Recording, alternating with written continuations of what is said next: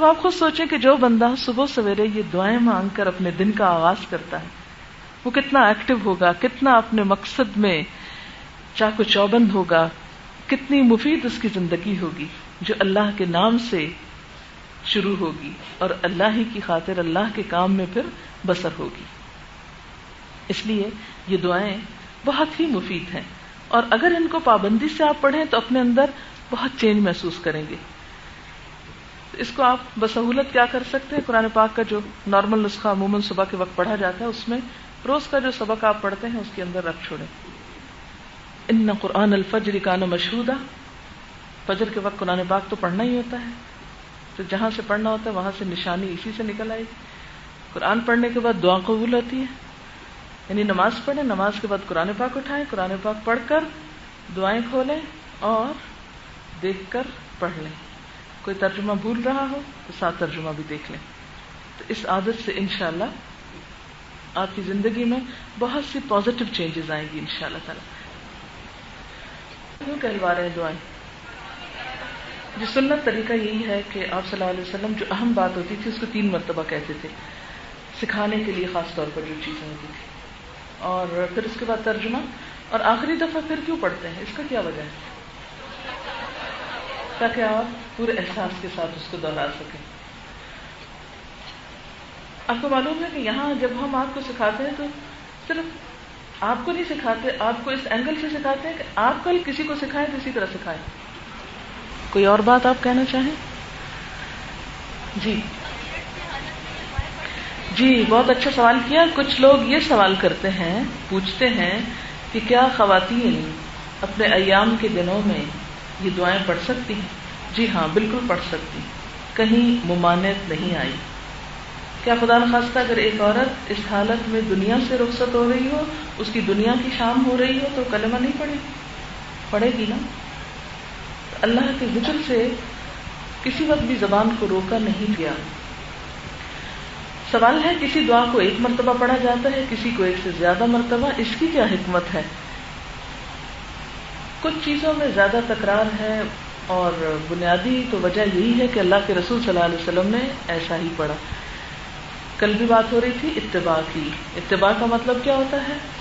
Fit steps follow کرنا. آپ جدھر جا رہے ہیں ہم وہیں جا رہے ہیں، ہم نے نہیں پوچھنا آپ کہاں جا رہے ہیں، بس جہاں جائیں گے ساتھ جائیں گے، پیچھے جائیں گے. بہت اچھا سوال ہے. یہ بتا دیجئے کہ صبح اور شام کی دعائیں پڑھنے کا افضل وقت کون سا ہے، اور اگر اس وقت نہ پڑھی جا سکے تو کیا اس کے بعد بھی پڑھی جا سکتی ہیں؟ جو آیت میں نے کوٹ کی تھی اس میں آتا ہے وَسَبِّحُوهُ بُكْرَةً وَعَشِيًّا. بکرا کس کو کہتے ہیں؟ صبح کو. یہ افضل وقت سورج نکلنے سے پہلے ہے، لیکن اس کے بعد بھی، یعنی چاش سے پہلے پہلے آپ اس کو پڑھ سکتے ہیں. اسی طرح وَعَشِيًّا، عشی کا لفظ اس کا معنی کیا ہوتا ہے؟ عصر کا آخری وقت. ٹھیک ہے، سورج غروب ہونے سے پہلے پڑھ لینی چاہیے.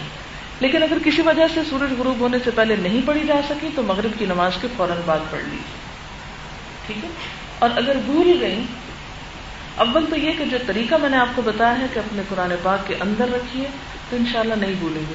اس طرح دعاؤں کے بہانے قرآن کی عادت ہوگی، قرآن کے بہانے دعاؤں کی عادت ہو جائے گی، تو وہ ایک دوسرے سے سپورٹ مل جائے گی آپ کو. لیکن جن دنوں میں آپ فجر کے وقت قرآن پاک کی تلاوت نہ کر سکیں تو اس کے لیے کیا ہے کہ ان دعاؤں کو آپ ایک چارٹ کی شکل میں اپنے کسی کبرڈ پہ یا کسی ایسی جگہ پر لگا چھوڑیں، خاص طور پر شام کی دعائیں پڑھنے کے لیے. لیکن میں نے اسی طرح یاد کی تھی، رٹی نہیں تھی. ہر روز اس جگہ پہ جا کے کھڑے ہو کر پڑھ لیتی. چند دنوں کے بعد خود بخود ترتیب بھی یاد ہو گئی اور دعائیں بھی یاد ہو گئی اور عادت بھی ہو گئی. یہ پوچھنا چاہتی ہے کہ فجر کے بعد قرآن مجید میں سے کیا پڑھنا مسنون ہے؟ فَاقْرَؤُوا مَا تَيَسَّرَ مِنْهُ، پڑھو جو بھی آسانی سے پڑھ سکو اس میں سے. نبی صلی اللہ علیہ وسلم کا طریقہ کیا تھا قرآن پڑھنے کا؟ یعنی جتنا ایک سال میں نازل ہوتا وہ سارے سال میں بار بار پڑھ لیتے تھے. تو ترتیب کے ساتھ پڑھنا چاہیے. ہر روز کچھ حصہ پڑھیں جتنا پڑھ سکے، مثلا ایک ربع یا نصف یا پورا سپارہ یا 2 سپارے یا 3.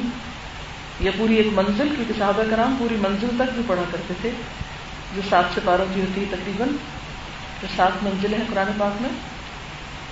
تو آپ اپنی سہولت کے مطابق ایک صفحہ، ایک رکوع، ایک ربع، نصف، ثلث یعنی ثلاثہ، پورا پارہ، 2 پارے، منزل، جتنا چاہے پڑھیں، لیکن 3 دن سے پہلے ختم نہیں کریں.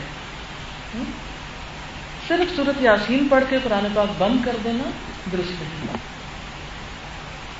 اگر ان دعاؤں میں سے کچھ دعائیں زبانی یاد ہو تو کیا چلتے پھرتے یا کوئی کام کرتے ہوئے پڑھ سکتے ہیں؟ بالکل پڑھ سکتے ہیں. اس کے لیے کوئی شرط نہیں کہ آپ کتاب لے کے ایک کونے میں جا کے بیٹھ کے پڑھ کے پھر واپس آئیں.